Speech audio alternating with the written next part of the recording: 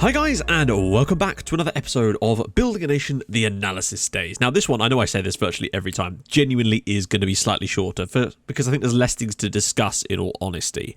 Still going to go through the normal things, but it might just have to be slightly truncated because I am feeling very, very unwell at the moment. And I nearly didn't record this. This is the next day. So the last video you would have seen. So yeah, I nearly didn't record this, but I've decided to push on through and record this one anyway, because, you know, the show must go on and all that. So let's just jump straight into things. Petr Chabal, we're going to go do the usual stuff. What a man. Still only made 68 appearances for us in the league, incredibly. Still, he's had a pretty solid season. He's one of the best players at the club, to be honest. He just never really puts up the big numbers in terms of assists and goals. I mean, he's only got 7 assists this year in total, 3 of which were in the Cup. So it is certainly noteworthy about that. We're not going to dwell on players for too long. Diogo Veras has at least made more appearances this year. 9 starts and 5 substitute appearances for the 21-year-old Portuguese man. I mean, after all, he is, pushed down the pecking order quite somewhat. 18 appearances in total for us overall, but he is starting to catch up with Tobias Röser, so it does make you wonder if there's maybe a transition going on there. Vicente, what an absolute lad this guy is. 20 goals this year and 6, look at that, 7 Champions League goals as well. He only started 5 games. We all just talk about Firmino being brilliant, but Vicente, genuinely, a player I brought in sort of on a whim because we could afford him, I think has actually turned out to be a really decent signing, particularly with the injury to Airbnb. I got it, damn it, I actually called him by his bloody name. Treverio, I should say. 10 goals in the league and 15 starts, 7 in the Champions League and 5 starts. 20 goals in 21 starts is astonishingly good for Vicente, and that is just perfect. Really, really pleased with that. Donny Waterberg, another player who's just been here for a while, just racking up the appearances slowly but surely. 5 goals, 5 assists in the league. He got a goal and an assist in the Champions League despite not starting any matches. He's essentially just the perfect understudy to Blaise Elisic. I mean, that's as simple as that. He is the perfect understudy. He doesn't care about not playing that often. He still gets, 25 appearances in total a season. Really, really pleased to have Donny Waterberg around the club, and he seems to be very consistent. His injuries, he barely ever gets any. It's great. Now over to Treverio, who this year, I mean, if he hadn't had that injury, he could have got even more. He's still added 16 goals this season. He's got 30 league goals as well in 90 appearances for us, which is actually pretty impressive, to be honest, to see him get that many. Only made 20 or 30 odd appearances this year. 3 Champions League goals in 7 starts. It wasn't amazing there, but maybe the injury didn't help. I don't know. Point is, I still love this guy so much. He's been brilliant for us over the years as well. He's just really racked up performances. Probably his second best season overall in terms of his average rating, certainly. Last year he was just that little bit better, but maybe with the injuries, he could have maybe had a better season this year if he hadn't got that injury late on. Leandro Albarracin, 159 appearances for us now. He has been here a long, long time, the 27-year-old Peruvian left-back. Another 35 appearances for us this year. Another 5 assists in the league. I'll be very interested to see what Röser's been up to, because I don't really recall seeing much of Tobias Röser this year, in all honesty. But Albarracin, still here, still kicking away. Good lad. Diego Diaz, we've seen basically none of him so far. He's made a couple of substitute appearances. That's all. But he's here to stay. Do not worry. Mateus Figal, of course, has been out on loan this year. 25 goals in 42 games so far this year for Lechia. His contract expires in a month. He still hasn't signed a contract yet. Who's interested? Please no. Please not Fortuna Dusseldorf. I really wanted to. I'm tempted, since there's no interest from any other Polish sides, I'm tempted to give Zvigi a contract extension and loan him again, because I don't want him leaving to go to Germany and just dwelling in the second tier in Germany when he could be playing for Lechia and doing absolute bits for him, to be perfectly honest. I feel like if they were going to offer him or whatever, someone would have done by now, and that concerns me quite greatly. I won't do it now, but I probably will maybe give him an extension based on that. Edelberg, oh man, he's basically, I expected him to play more this year, and I think the only reason he hasn't is quite simply because Kelvin Fopossi has been so consistent, and he's been so good at staying in shape to be able to play games, to be honest. Like, Edelberg's only started 17 games this year. He's got 2 goals and an assist, 1 goal in the Champions League, of course, but what a goal it was. The equaliser in the 88th minute against Manchester City. Probably the most important goal of the season, some might say, up there with Fernandinho's goal from the penalty spot in the final. I think there's more to come from Edelberg. I really do. And he only did 1 season at Celtic as well, and they made quite a lot of money off that deal. I think there's still more to come from him, but the big match is consistency. I don't know about Edelberg. We'll just have to see how he goes for next year. Volta Espino Gonçalves, obviously, nothing from him just yet. He's been down the pecking order. Valvela. It's crazy to think I really disliked this guy when he first joined the club, and he barely played for us in his first season here, despite being our record signing at the time of £13-something million. and he's been an absolute rock for the past 2 seasons back-to-back. 64 league appearances for us now. This year he's played over 40 matches, couple of goals in the league for us, absolute god in the Champions League, 12 starts, 7.5 average rating as well. His average ratings have been astronomically high in the league, which is fantastic. 3 seasons for us, only made 19 appearances in that first year, and he was still decent in those games too, which is the most depressing thing about it, I think, in all honesty. I massively just misjudged the guy. And now Firmino. I mean, what more can you say about this lad? He's got 34 in 59 starts. It's more than a goal every other game in the league. His record for us in the league has been absolutely terrific. 6 goals in 11 Champions League appearances, but he only started 3 of those matches and he scored 6 times for us. Mental. And in the league, 15 goals in 20 starts.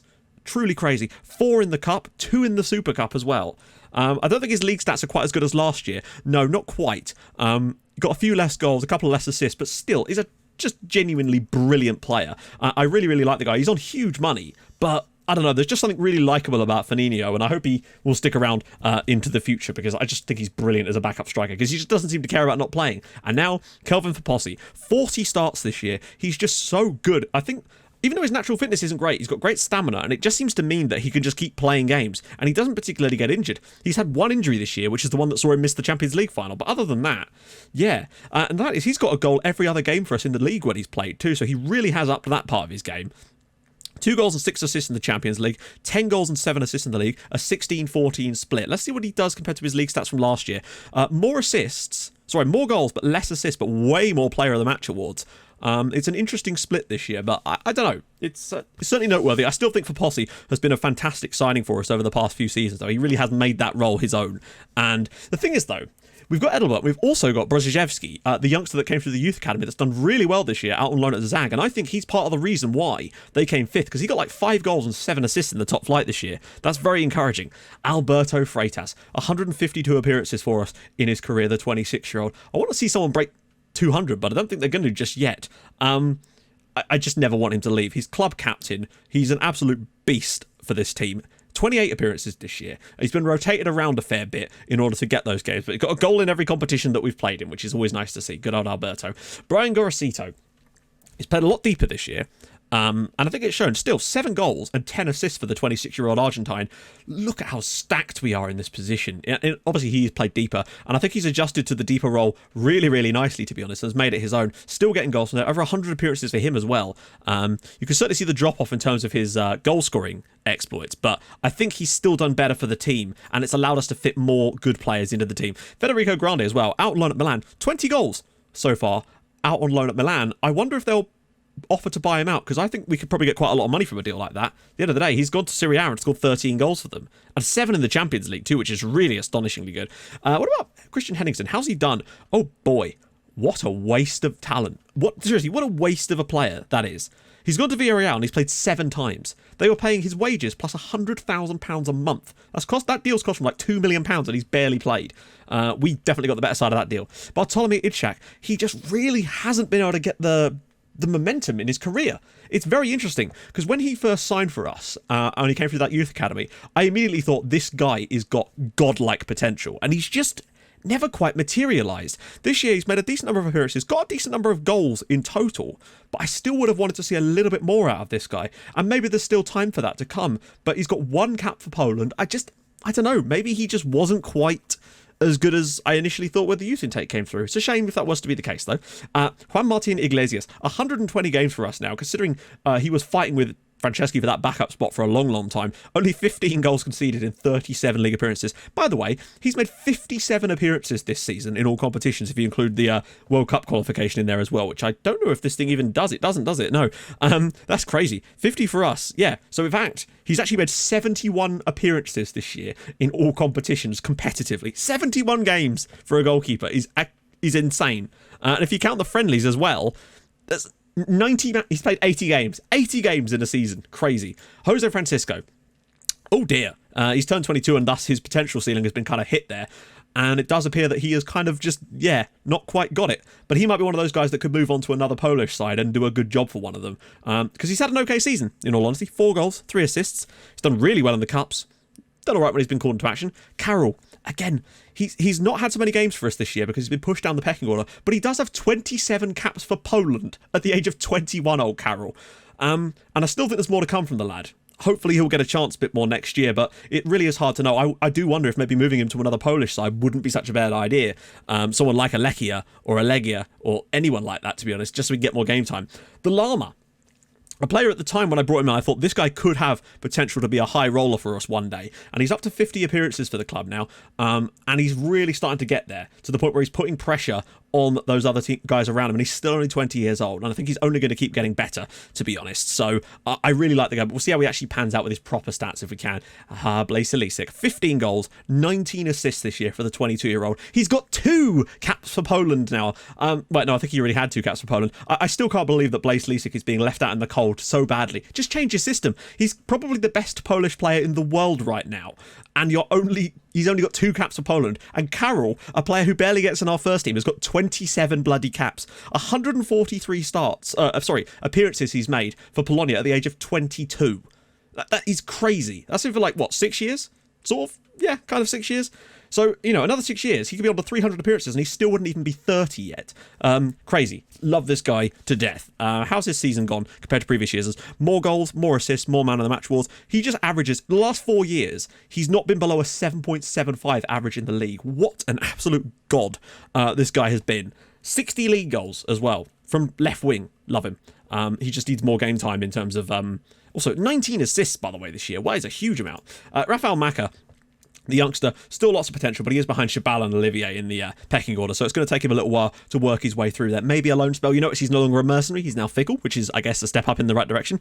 John Martinez, the young Spaniard this year, has got a few appearances. I was going to say, what the hell's that? That was that lower league cup. Look at that, 13 goals in 6 matches in that lower league cup where he's played. John Martinez can tear stuff up, but he's also got 3 goals in 5 appearances in the league and 2 in 2 in the cup. So I do think there might be something to this guy, potentially later down the line, although he is a bit injury prone now, which is concerning, and he's unhappy with the training. Get your act together. Leonardo Moraes Prado, the youngster brought in for big money. We really are struggling in this position, but I think he is the answer. Just need to keep giving him game time. He's not quite lit the world on fire just yet, but I think maybe a full preseason, hopefully get a bit more, volatile temperament. Yeah, we might need to take a look at that one as well. Ahmed Mufta is going to be joining Angers in the summer after being here for an extremely large amount of time. He's been on here for a long time. He's been here for like 7 years, and he's barely played any games for us in that entire period. I think he made 2 appearances. 2 appearances for us in his entire career here. But we've made an awful lot of money off of loaning him out to various clubs. Over £1 million we've made just from the loan deals alone. So Ahmed Mufta has served his purpose for us, it's fair to say. Alain Olivier, the young Swiss right back. This year, again, he just chalks up the assists so well. We already know all about Alain Olivier, what he can do. When he's given game time, he gets goals, but he's just not as defensively sound as Chabal, unless we see anything different. Abraham Opoku is one of these sort of anomalies who at one point looked like he was going to be the natural successor to Albarracin, but then Röse came in and overtook him, and now Tiago Veras has come in and overtook him, so he's basically the 4th choice left back. And when you look, there's also Dejan Jovanovic creeping in there, so we are stacked in the left back spot, and maybe it is his consistency, I really don't know. Still only 20 though, and he's been here for ages. Juan Orozco, slap bang in the midfield, 152 appearances for him as well, one of our long-term players. Still played a decent amount of games in the league, to be fair, for us, just hasn't had quite the season he wanted. Then again, he came in and did an absolute wonderful job in the Champions League final. Like, take nothing away from him. He was superb in that final. Uroš Pandurovic hasn't played a great deal of games for us, but when he's called into action, he's done a fantastic job, the big Serb. 184 appearances. That might well be the record that we've currently got in this squad, to be honest, because he has definitely been here 10 years, I think. God, look at that. £1 million he cost us, and 10 years of service later, not a bad season in him. He has been an absolute stalwart. Still only 28 years old. He's definitely going to hit 200 appearances for us next year, I feel like. He's just so good. Still holding that level as well, which is what's most exciting about him, to be honest. Ibrahima Pereira. Amazingly, only got 19 goals this year. 10 in the league, 7 in the Champions League, but he really does love a Champions League goal. He's maybe had a few little injuries that have cost him a little bit. The fact is, he got 19 goals and Firmino got 27 this year. But I do still love Pereira, and I think he's still got a lot to offer us next season. We'll just keep on going. At one point, it said Pacey Hitman was his media description, which was quite cool. But now it's back to elite striker, or that might change depending on, I don't know. Pimentinha. Youngster for the future. I am incredibly impressed with this guy's output, frankly. considering how many players are ahead of him in this attacking midfield role. He's got a goal in the Champions League, which was the third one against Bayern. He's got a goal in the league, despite only making 5 substitute appearances. He's got 2 goals in the cup and a few, obviously, in that lower league cup too. Really, really impressed. Oh, Wonder Kid. Okay, nice to see. So that's interesting. And of course, we've got Artur Piscula, who's the young goalkeeper. Nothing really to say about that. Tobias Röser doing all right in there as well. Couple of goals, couple of assists. I think he got both of those in one game as well. But he's sort of settled into his sort of career now. And we're back to Petr Chabal. Right, that still took 15 bloody minutes. Good Christ. Right, let's get into the stats quickly. Okay, possession. We've won it, which is nice. 16 penalties, and we scored 15 of them. No wonder Firmino had so many bloody goals this year. If he was on pitch for all of these, he would have had even more. 16 penalties is crazy. Headers won. Ooh, mid-table. Headers won ratio, slightly higher. That's what I like to see. Cards now towards the bottom. We definitely have had a red this year, which was Gorosito's one, I think. Form is totally meaningless at this point. 103 goals, pretty damn solid. Cross completion of 19 is very nice. We did finally get over 500 crosses completed, which is good. Goals from corner, 17. My goodness. Direct free kicks, only 2 this year. Any indirect? Yeah, there's a couple in there too. Pass completion, 81. We're finally dominating the league to that point now. But whoa, that's interesting actually. We don't play that many passes, but we do complete a lot of them. 88 chances created too. Shots on target ratio, a little bit lower, but shots on target overall, nearly 500 shots on target. Our conversion ratio is only 9%. God, imagine if our conversion ratio was as good as someone like Zag's. That extra 3% could be massive. Fouls against, we do get fouled a lot. Dribbles per game, not surprising there. 15 goals conceded, literally less than half of the nearest team, which is actually Paul Pogba's Corona. So maybe they just stopped being able to score goals. I don't know. No goals conceded from corners. Really nice. 1 goal conceded from a direct free kick. Isn't too bad. 2 conceded from indirects. It stands to reason. 25 clean sheets in 37 games. Crazy. Fouls made? Not a lot of fouls. Good to see. Tackles won? Not a lot of tackles won because they've always got the ball. Although that is a bit concerning, though. Our tackles won ratio is the lowest. Penalties conceded. We actually have conceded 4 this year, which is a bit poor. Average attendance, 4th, 22,000. And very soon, our ground will be 27k, which means we'll be closing in on the biggest ground in the country.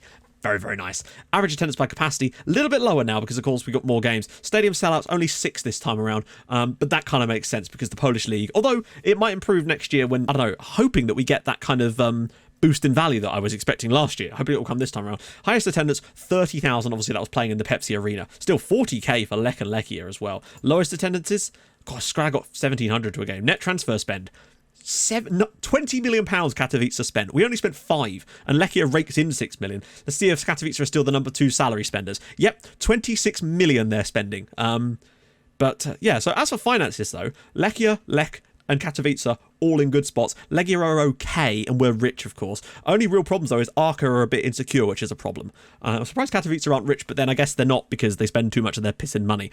So, player details. Let's move into this one. Just try to get through these a little bit faster because, I don't think we're going to discover that many things this time around because of where we are at the moment. Appearances with the red card. Okay, Man of the Match awards for Posse.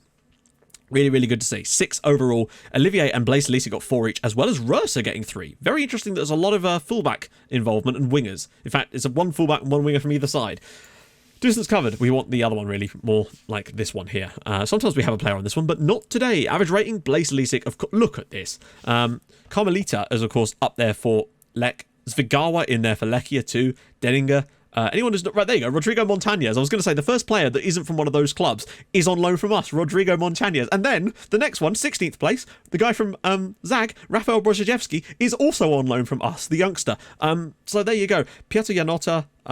Right, so there you go. The first player that's not from one of the big clubs and isn't on loan from us is Przemysław Lasota from Corona. So, yeah, under Paul Pogba's tutelage. There's also Wasim Sadicki in there as well. But it's good to see that the likes of Rafael Brzeziewski has done an excellent job. 6 goals and 7 assists this year, but he does have that lower back stress factor. To me, he is starting to close in on actually being a really decent player. And he's gone under the radar massively. I think he came through the same year as Idchek, maybe. Not sure. Goals, 2 guys got 20 goals. Zvigi and Pereira. Firmino got 15. But then look down below. Pereira, Vicente, Lisic and Fopossi all got into double figures this year. And Treverio wasn't far behind either. Really, really nice to see. Also, you might notice this guy, Michał Zizic. You might remember him because he used to play for us as well. And he's just gone and grabbed 15 goals in the top flight for Łódź this year in a season where they're relegated. I wouldn't be surprised if a big club comes and picks him up because he's definitely worth the money for them, I'd have to say.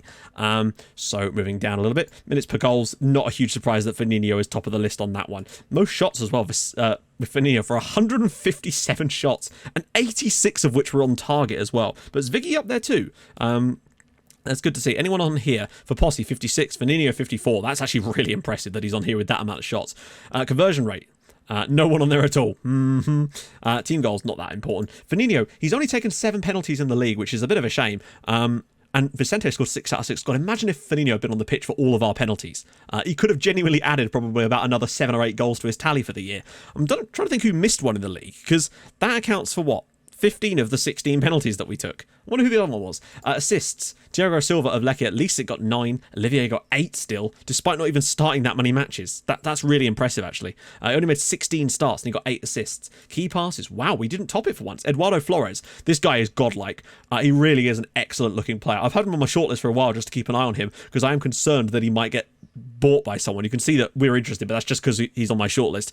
No big interest so far, which is good to see. Hopefully he'll stay around there. Chances created. Petkovic, he's done a really good job this season for Katowice, particularly since they moved to the new management. Interestingly, Stala Solbakken was actually linked with the Arsenal job before they gave it to Zidane, so that shows you the level of calibre that Katowice actually now seem to have. And I think next year they could genuinely be a challenger. But again, I've said this every pissing season, haven't I? Cross completion ratio, Lacey 24% and Waterberg 24 as well. Albertine 21 and Olivier Blind Giddy aren't. Dribbles per game, not the most actually. Martin Christensen for Katowice. Where did he come from? He's not, his dribbling's all right, but that is an awful lot of dribbles he's doing there. Well done, lad. Team conceded. Juan Orozco's only been on the pitch for 6 goals conceded. Tackles per game. Anyone on there at all? Probably not, I'm guessing. Mistakes leading to goals? Hopefully not. Nope, that's good to see. Mistakes? Hopefully not. Good to see. Key tackles? Probably not. No. Okay, that's fine. Key headers? Sometimes we have people on there. Firmino, lots of key headers. Good stuff. I mentioned Zviggy's on there too. Yes, he is. Interceptions made? Not a chance. Headers 1 ratio. Juan Orozco, 90% is crazy good. Zviggy nowhere to be seen, but he never is on these things. Conceding, in terms of goalkeepers, I mean, look at that. 15 goals conceded is incredible. 25 clean sheets compared to Philip Foltz, who is the nearest one for Corona. They've been good defensively. They really have. Saves held is Kowalczyk of Skra, so he's probably the reason that they've managed to stay up so well, in all honesty. Right, let's quickly hop over and do a sort of quick run through of some of the other player stats and whatnot. Now, goalkeepers are going to ignore entirely because we've literally only played Iglesias this year, so we're going to start straight off with centre-backs. Okay, centre-back analysis. I'm going to leave everybody on just because these guys have all at least played games for us this year. Now, we can read into it whatever we like, but yeah, we're not going to read into too much. So, pass completion. Pandurovic, good stuff. Falvella, everybody kind of around a reasonable point. Even Espino Gonçalves has been in that, but admittedly only over 2 matches. Miskay, a little bit low on that one, the young... the Hungarian, as I've been calling him to myself. Team goals per 90 minutes. This is from an attacking perspective, so... yeah, you can see we really do struggle in games with Miskay. How many games has he actually started for us? Is that even... what? Is he... not... yeah, we can kind of ignore him for now because he's not actually playing games. I don't know what those games are for. Probably friendlies or something. I don't even know. Key passes per 90 minutes. So the Llama up there out in front on that one, which is nice to see. He's certainly offering something despite perhaps... that is actually interesting. He's the highest on that one. What about the defensive side of things, which is kind of the most important part? Pandurovic pretty low. Freitas, Llamas, and Falvella in there too. Pandurovic really does have a good defensive side of the game. The Llama and Falvella a little bit on the high side there. Tackles 1 ratio is quite important. Again, the Llama, 93% tackles 1. He really is standing out here. But Freitas is always low on this one, and yet always puts up big numbers, whereas the Llama is getting some decent stat numbers, but just seems to be struggling in terms of his average rating. It's level with Panda. You can see why these guys are the ones that I'm picking, because they're just generally better. Interceptions-wise...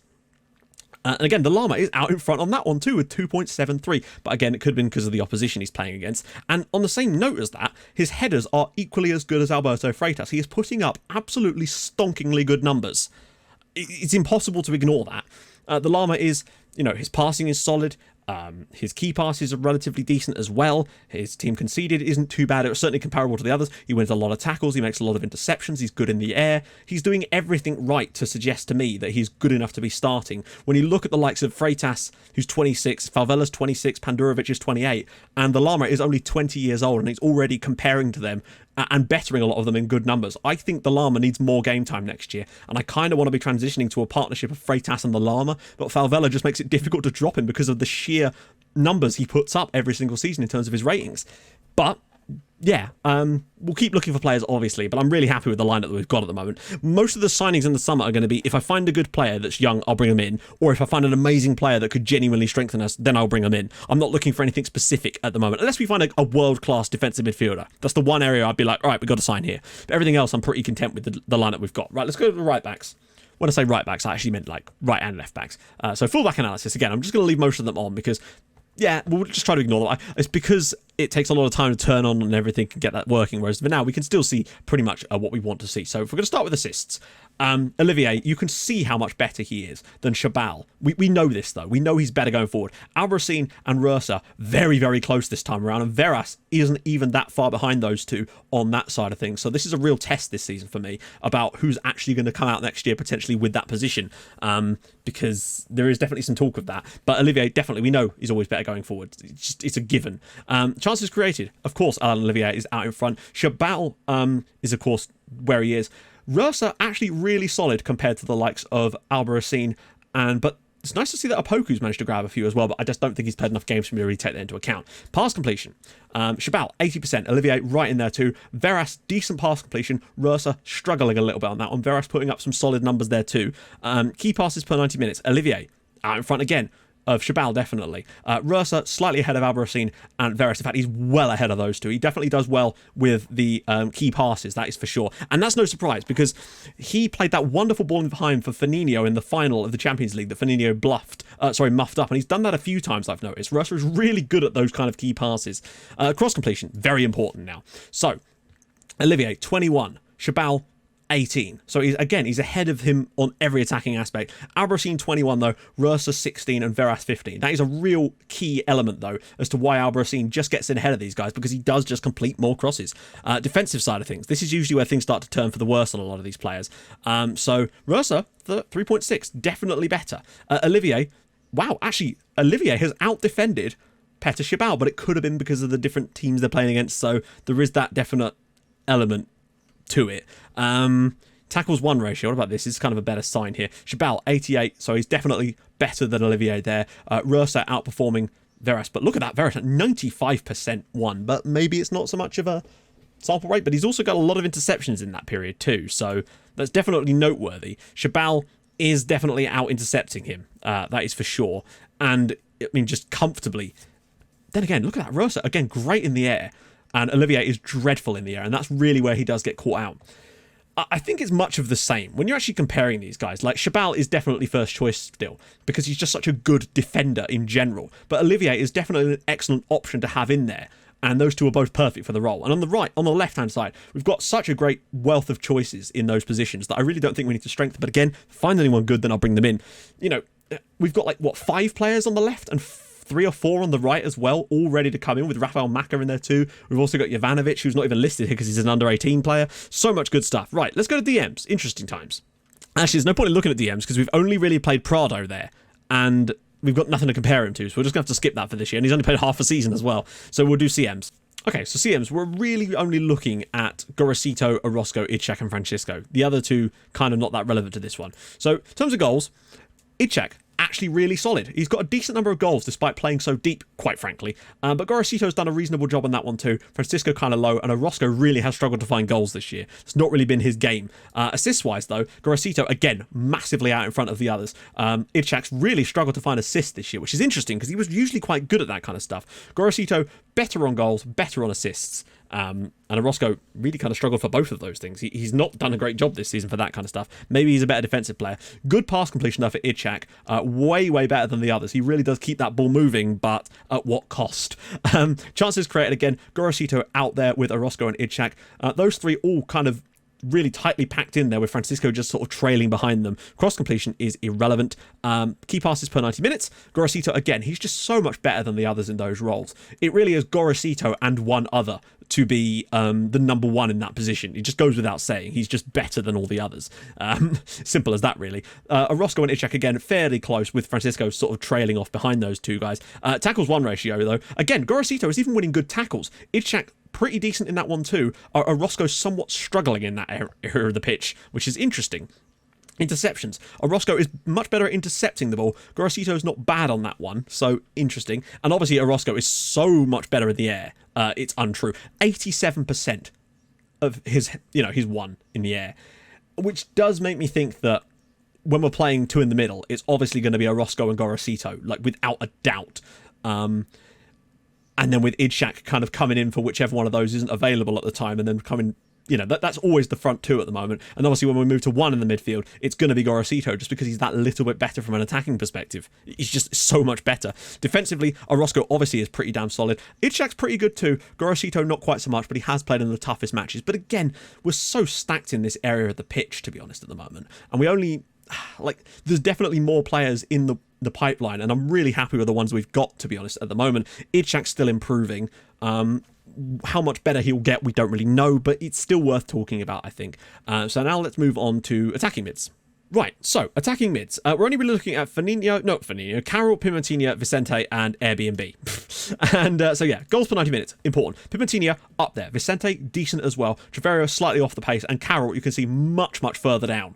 He really has lacked goals this year. When he's played, and he has still played a decent amount, he's just not found the net. Whereas Pimentina, I do think has got something to offer us this year, and he's actually stepped up in quite a dramatic way. But Vicente, I genuinely do think has been a phenomenal signing, despite the need wasn't really even there for him. As in terms of assists, Vicente, again, he's out in front of both goals and assists this season too. Carroll a bit better than the others on that one. No assists for Pimentina and only 3 for Treverio on that one. So, but again, Vicente, he's just got assists, he's got goals, he's got everything to his game. He's just come out of nowhere and been absolutely godlike at times. Despite, only starting 21 matches compared to some of the other guys, he's just smashing goals in left, right. It's brilliant. Chance creation, how are we doing? Treverio up on top of that one. Vicente still pretty damn solid though, and they're all over a reasonable level. Carroll much better at chance creation, but they're just not putting his chances away, which is a bit of a shame for him, I'd have to say. Pass completion, Pimentina up there. Everybody relatively decent. Vicente actually the lowest on that one, and he doesn't complete that many passes in general either. Key passes per 90 minutes. Vicente right in there though with Carroll, and well, they're all kind of over a reasonable level except for Pimentina, who's just a tiny little bit behind them. Headers won, how are we doing in this sort of area? Vicente, again, look at that, nearly 5 headers won per game. The guy is great in the air as well, which I think is a definite selling point, because I do think he's 6'1", and I think that added power really has given him that extra level that we maybe were missing before. Shots on target percentage 45. I mean, it's better than the others, only just, but you can certainly see it's much better than Pimentina and Carroll. I mean, he's 26. He's not like he's a spring chicken anymore. Shots on target per 90 minutes. He's hitting a decent number of these shots on target too, and he's dribbling quite nicely as well. It doesn't... Yeah, no, I'm super impressed with Vicente this year. I mean, when you look at it, we are totally stacked in that area. From attacking midfielders, we've got Vicente, we've got Treverio, we've got Pimentina, we've got Carroll. Even Gorosito can play there if we have to. We are completely stacked in that role. And even more so than we were last year, to be honest. So I don't even know what to say. I just don't think we need any more players in that role right now. Obviously, if I find someone who's good youngster, maybe. But we've also got, Diego Diaz has come in last summer and could potentially be that going forward as well if he got a bit more game time. There's just so many options there. Right, well, let's look at wingers now.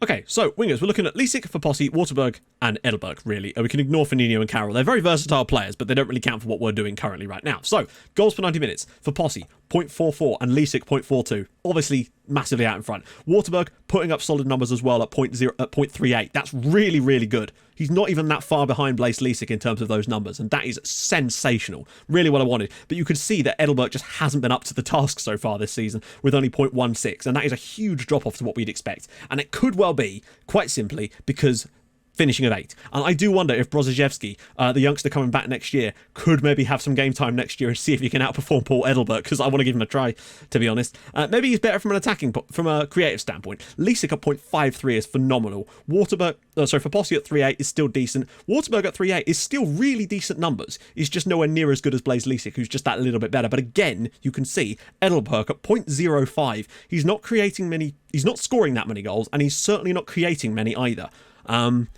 That is weird, like, when you look at how good his crossing is of 16, passing of 12, vision of 13, it is surprising how bad Edelberg's actually been this year as a backup player in that role in comparison. So I really do think the young Pole might get an opportunity next year playing in that role, because he just hasn't looked up to the task this year.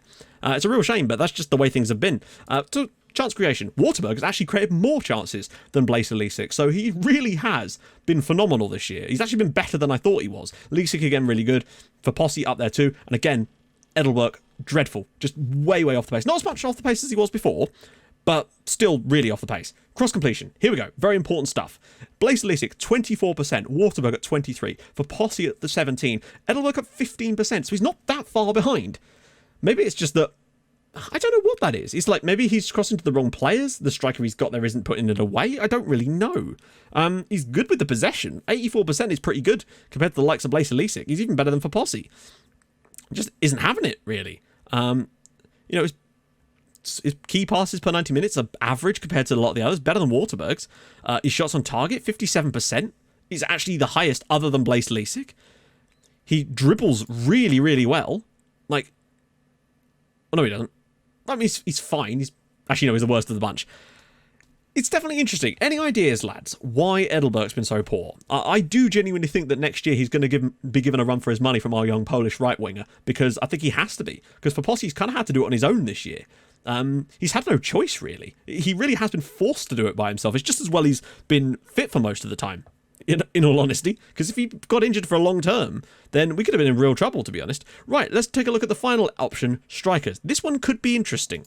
Okay, so Firmino, Pereira, and John Martinez are the three guys that kind of matter. Martinez, not so much. We're really just comparing Firmino and Ibrahim and Pereira, although we're not even really comparing them. I just want to see how they've done, to be honest. Goals per 90 minutes. We know that Firmino is going to have outperformed Pereira with his 27 goals. But Vicente's got a decent record. Actually got a better record. Martinez also has a good record, but he's not played enough games, so that's really count. But again, Firmino wins. No surprises there.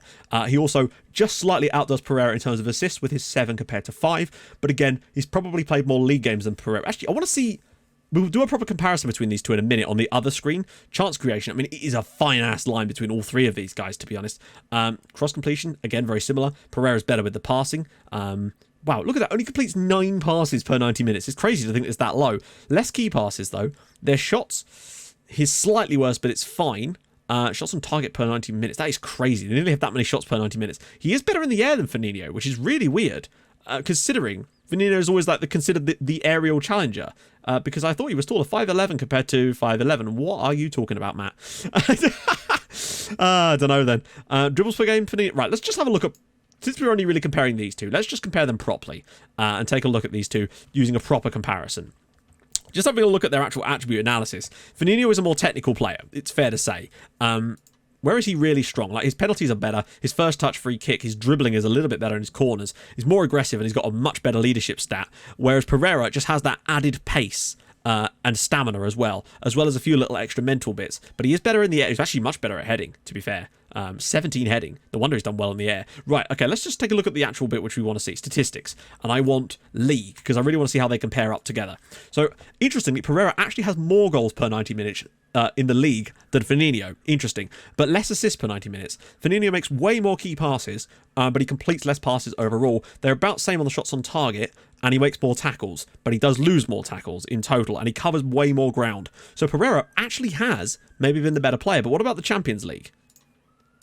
Yeah, look at this. Goals per 90 minutes, 1.27, but no assists. He's a key pass machine. It's kind of reverse to what you'd expect. Firmino has actually been better in Europe than Pereira has, despite me considering Pereira to be like the big-time Champions League goal-scoring machine. And he has still got 7 goals this year, but he has made 10 appearances. Whereas Firmino's only made... Well, he's actually made 11 appearances, but only 3 of which were starts. So, overall minutes played is vastly in Firmino's favour, I would have to say. It's crazy to think that Firmino is on 4 times the money as well. But I guess that just comes down to age and whatnot. So, that sort of concludes where we're at the moment. Isn't really a lot more to say about it than that. I'm just going to go into the summer, see if we can pick up any deals, any amazing players if we can do, maybe find a couple of youngsters to bring in. Who knows what we can kind of come up with? I really don't know. So, let's see what I can come up with the word of the day. Em's left some chewing gum on my desk, so the word of the day is extra ice. Try to use that in a sentence if you can. And of course, drop a like on the video if you want to see more videos like this in the coming season. Obviously, when I do the Huesca save, there won't be analysis videos because it's only going to be 1 season. Because every episode is going to be analysis heavy anyway, so you won't have to worry about missing out on stuff like this, that is for sure. And yeah, I will join you guys tomorrow for transfer window episode. It's going to be season 16. I don't think I've ever done a season 16. This is going to be fun. I'll see you guys soon. Thank you so much for watching. Bye bye.